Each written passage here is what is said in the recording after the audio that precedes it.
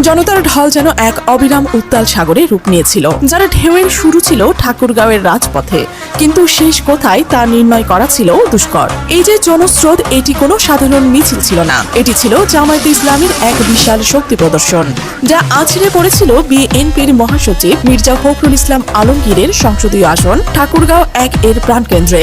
দৃশ্যত এটি ছিল এক রাজনৈতিক ভূমিকম্পের পূর্বাভাস, যা দেশের রাজনৈতিক মানচিত্রে নতুন করে ঢেউ তোলার ইঙ্গিত দিচ্ছিল। মিছিলে নেতৃত্ব দেন ইসলামী ছাত্র শিবিরের সাবেক কেন্দ্রীয় সভাপতি দেলোয়ার হোসেন, যিনি বর্তমানে ঢাকা মহানগরীর দক্ষিণ জামায়াতের সহকারী সেক্রেটারি জেনারেল পদে আসীন।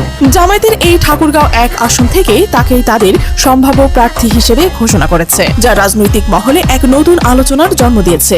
বিএনপি মহাসচিব মির্জা ফখরুল ইসলাম আলমগীর এই আসন থেকে অতীতে দুবার সংসদ সদস্য নির্বাচিত হয়েছিলেন, যা এই আসনের উপর বিএনপির একচ্ছত্র প্রভাবের ইঙ্গিত দেয়। তবে সবশেষে 2018 সালের নির্বাচনে অপ্রত্যাশিতভাবে তার পরাজয় এই আসনে বিএনপির দীর্ঘদিনের আধিপত্যের প্রথম ফাটল ধরেছিল। সেই পরাজয়ের ক্ষত এখনো হয়তো পুরোপুরি শুকোয়নি, আর তার মধ্যেই জামায়াতের এমন বিশাল শোডাউন যেন সেই ক্ষততে নতুন করে লবণ ছিটিয়ে দিয়েছে।